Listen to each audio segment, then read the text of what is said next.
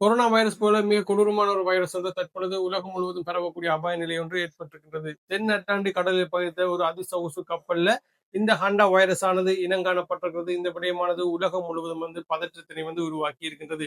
இந்த கப்பல்ல பயணித்த 3 பயணிகள் வந்து உயிரிழந்திருக்கிறார்கள். பலர் தனிமைப்படுத்தப்பட்டிருக்கிறார்கள். இந்த ஹண்டா வைரஸ் ஆனது பொதுவா பார்த்தோம்னு சொன்னா எலிகள் மூலமா தான் பரப்பப்படுகின்றது. ஆனா தற்பொழுது இனங்காணப்பட்டிருக்கிற இந்த வைரஸ் ஆனது மனிதர்களிடையும் பரவக்கூடிய ஒரு தன்மை கொண்டதாக வந்து இனம் காணப்பட்டிருக்கின்றது. யூகே, அமெரிக்கா, சிங்கப்பூர் போன்ற நாடுகள் வந்து அந்த நாட்டுக்கு வரக்கூடிய பயணிகள் தொடர்பான கண்காணிப்பு நடவடிக்கைகளை வந்து ஆரம்பிச்சிருக்கிறார்கள். அது மட்டுமில்ல, KLM விமான பணிப்பெண் ஒருவருக்கும் இந்த வைரஸ் தொற்றானது ஏற்பட்டிருக்கின்றது. இந்த வைரஸ் தொடர்பாக WHO ஒரு முக்கியமான விடயம் உடனே வந்து அறிவிச்சிருக்காங்க. அது என்னன்னு சொன்னா, இந்த வைரஸ் ஆனது கோவிட் வைரஸ் மாதிரி இல்லைன்னு சொல்லியும், இந்த வைரஸ் ஆனது பொதுமக்களுக்கு பெரிய அளவிலான ஆபத்தாக அமையாதுன்னு சொல்லியும் WHO வந்து தற்பொழுது சொல்லியிருக்காங்க. இருந்த பொழுதும் இந்த வைரஸ் தொடர்பாக முடிந்த அளவு மக்கள் அவதானமாக இருக்க வேண்டும். இது போல இன்ஃபர்மேஷன் நீங்க தெரிஞ்சுக்கணும்னு சொன்னா மறக்காம எங்களுடைய யூடியூப் சேனலை வந்து சப்ஸ்கிரைப் பண்ணுங்க.